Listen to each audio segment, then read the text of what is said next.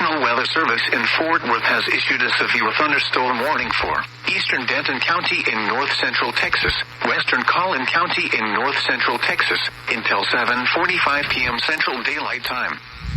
At 6:49 p.m. Central Daylight Time, a severe thunderstorm was located over Crossroads, or near Corinth, moving east at 20 miles per hour.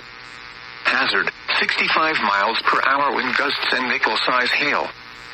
Source, radar indicated. Impact, expects damage to roofs, siding, and trees. This severe thunderstorm will be near Frisco, Little Elm, Prosper, Salina, and Crossroads around 6:55 p.m. Central Daylight Time. McKinney around 7:15 p.m. Central Daylight Time. Other locations impacted by the severe thunderstorm include Weston, Louisville Lake, Oak Point, Lincoln Park, Lakewood Village, Grapevine Lake, and Providence Village.